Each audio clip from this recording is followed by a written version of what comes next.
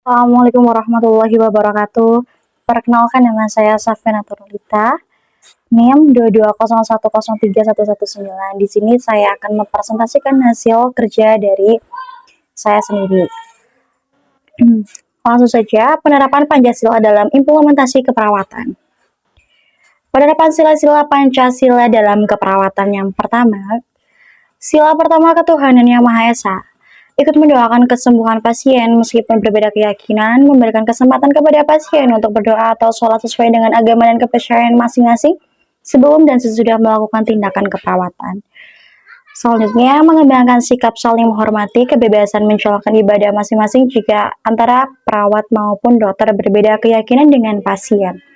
Selanjutnya, perawat membantu pasien yang ingin menghormati dan melaksanakan ibadahnya saat pasien dalam keadaan keterbatasan. Lalu, perawat dalam memberikan pelayanan keperawatan perlu bersikap sadar, murah hati dalam arti bersedia memberikan bantuan dan pertolongan kepada pasien dengan sukarela tanpa mengharapkan imbalan suatu apapun. Lalu sebagai perawat yang jujur dan tekun dalam bertugas. Bangsa Indonesia menyatakan kepercayaan dan ketakwaan terhadap Tuhan Yang Maha Esa. Selanjutnya yang terakhir, membina kerukunan hidup di antara sesama umat beragama dan kepercayaan terhadap Tuhan Yang Maha Esa. Untuk sila yang kedua, kemanusiaan yang adil dan beradab. Contoh perilakunya yang nomor pertama, memberikan pelayanan yang adil tanpa membeda-bedakan suku, keturunan, agama, kepercayaan, jenis kelamin, kedudukan sosial, warna kulit, dan sebagainya sesuai dengan penyakit yang diderita pasien. Tidak boleh membeda-bedakan ini pasien yang berbayar ataupun yang tidak berbayar, seperti itu. Selanjutnya, dalam merawat pasien hendaknya menjunjung tinggi nilai-nilai kemanusiaan dengan tidak memperlakukan pasien dengan semena-mena. Seperti itu. Selanjutnya, perawat merawat pasien dengan penuh perasaan cinta serta sikap tenggang rasa dan tepa serila. Selanjutnya, membela pasien advokat pada saat terjadi pelanggaran hak pasien sehingga pasien merasa aman dan nyaman. Selanjutnya, perawat memberikan informasi dengan jujur dan memperlihatkan sikap empati, yaitu turut merasakan apa yang dialami oleh pasien. Selanjutnya, meningkatkan dan menerima ekspresi perasaan positif dan negatif pasien dengan memberikan waktu untuk mendengarkan semua keluhan dan perasaan pasien. Lalu, perawat memiliki sensitivitas dan kepekaan terhadap setiap perubahan pasien. Selanjutnya, sebagai perawat memiliki sensitivitas dan peka terhadap setiap perubahan pasien. Perawat bersedia mengerti terhadap kecemasan dan ketakutan pasien. Selanjutnya, perawat harus memiliki minat terhadap orang lain dan memiliki wawasan yang luas. Jadi saat ditanya, kita bisa menjawab dengan baik dan hati-hati. Mengakui dan memperlakukan manusia sesuai dengan harkat dan martabatnya sebagai makhluk Tuhan Yang Maha Esa. Selanjutnya, mengakui persamaan derajat, persamaan hak, dan kewajiban asasi setiap manusia tanpa membeda-bedakan suku, keturunan, agama, kepercayaan, jenis kelamin, kedudukan sosial, warna kulit, dan sebagainya. Untuk sila yang nomor 3, yang berbunyikan Persatuan Indonesia, contoh perilakunya, mengembangkan kerjasama sebagai tim dalam penyelenggaraan pelayanan kesehatan. Selanjutnya, mengutamakan kepentingan dan keselamatan pasien daripada kepentingan pribadi, lebih mengutamakan kepentingan pasien daripada pribadi. Selanjutnya, perawat harus menjalin hubungan baik terhadap sesama perawat lain, staf kesehatan lainnya, pasien, dan keluarga agar tidak terjadi konflik yang menimbulkan perpecahan.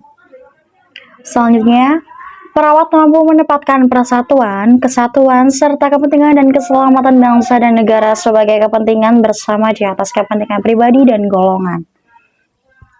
Selanjutnya, perawat sanggup dan rela berkorban untuk kepentingan negara dan bangsa apabila diperlukan. Perawat juga dapat mengembangkan rasa cinta kepada tanah air, mengembangkan rasa kebanggaan kebangsaan dan bertanah air Indonesia. Perawat juga memelihara ketertiban dunia yang berdasarkan kemerdekaan, perdamaian abadi, dan keadilan sosial. Mengembangkan persatuan Indonesia atas dasar kebinekaan tunggal ika. Dan yang terakhir, memajukan pergaulan demi persatuan dan kesatuan bangsa.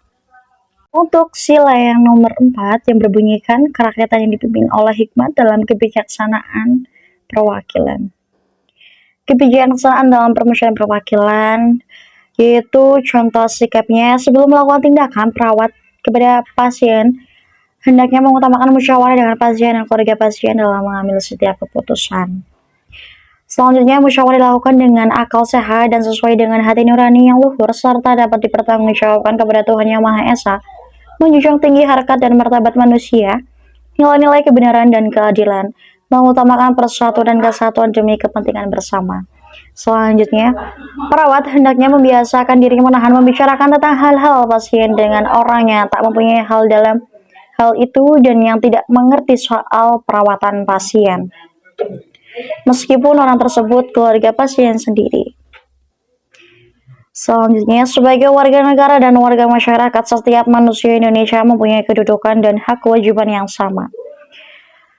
Tidak boleh memaksakan kehendak kepada orang lain. Baik, seperti yang pertama tadi, musyawarah terlebih dahulu dengan pasien atau keluarga pasien. Jika keluarga pasien atau pasien menyetujui tindakan tersebut, lakukan tindakan. Jika tidak, jangan dilakukan. Selanjutnya, musyawarah untuk mencapai mufakat diliputi oleh semangat kekeluargaan, menghormati dan menjunjung tinggi setiap keputusan yang dicapai sebagai hasil musyawarah. Dengan ini, tingkat baik dan rasa tanggung jawab menerima dan tidak dapat mengabaikan keselamatan perawat itu sendiri. Selanjutnya, perawat mampu mencurahkan waktu dan perhatian sportif dalam bertugas, konsisten serta tepat dalam melakukan tindakan. Selanjutnya, mengembangkan perbuatan yang luhur yang mencerminkan sikap dan suasana kekeluargaan dan kegotong royongan. Selanjutnya, mengembangkan sikap adil terhadap sesama, menjaga keseimbangan antara hak dan kewajiban, menghormati orang lain, suka memberi pertolongan kepada orang lain agar dapat berdiri sendiri. Selanjutnya, tidak menggunakan hak milik untuk usaha-usaha yang bersifat pemeras terhadap orang lain.